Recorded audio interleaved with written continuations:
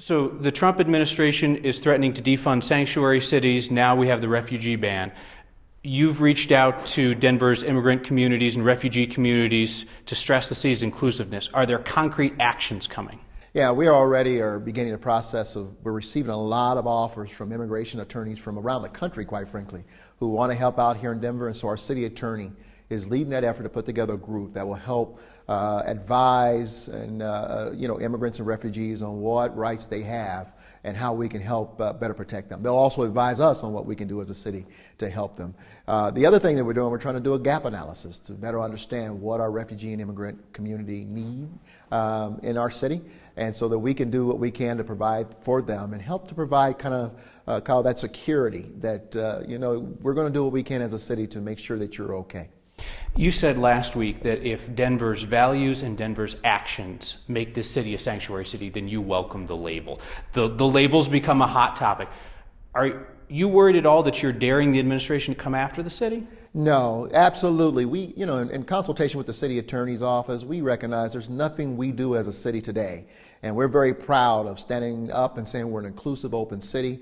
Our goal is to recognize that we have an important role to play to make sure all our residents feel safe in the city. We're not in violation of the executive order. We feel very comfortable with that.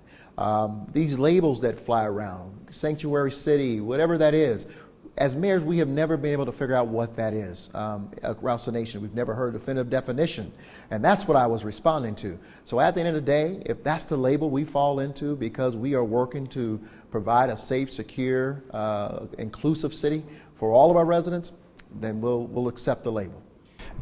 So President Trump is making good on campaign promises fast and furious at this point. And another thing he talked about during the campaign was mass deportations of people here illegally.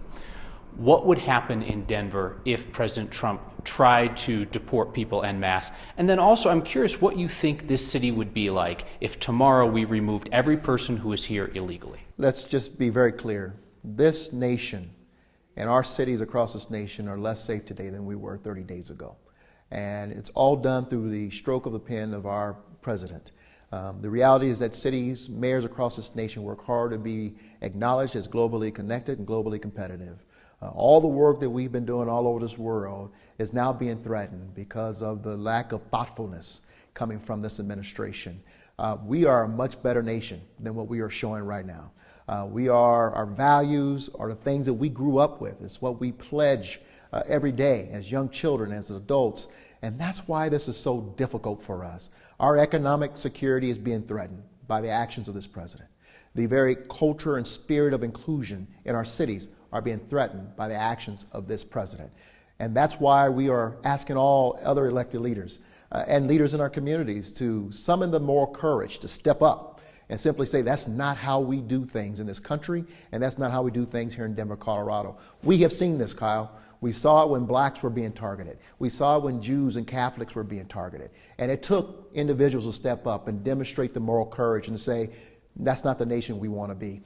We're being called today to do the same thing. So my question is, what would you then demonstrate if President Trump attempts mass deportations? We'll work very closely with our legal teams and our advisors who, again, are volunteering from all over the country to step up and do whatever every tool we have available to us to protect and to secure and to give that assurance to our residents that we'll do everything we can to protect them. That's what we're here for, and that's really what cities and mayors are pledging to do across this country.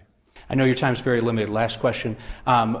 There was a protest out at DIA over the weekend, as we saw at airports around the country. There was back and forth with police out at the airport, some of which is circulating on video. Are you comfortable with the way things went down there at the airport over the weekend? Absolutely. I remain in close contact with the chief of police and with the CEO of the airport, Kim Day, and her team, as that was developing.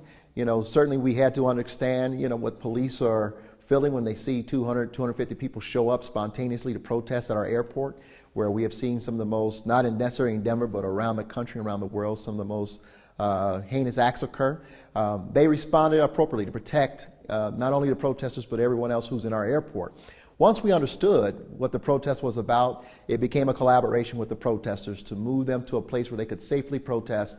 And I think the real story is that there wasn't one arrest, there really was no engagement for the police in terms of having to forcefully move someone, which is good news. I think we had a peaceful protest, and we were allowed, by the end of that protest, people were thanking the police department for their actions, and I think that's really the story here in Denver we want told.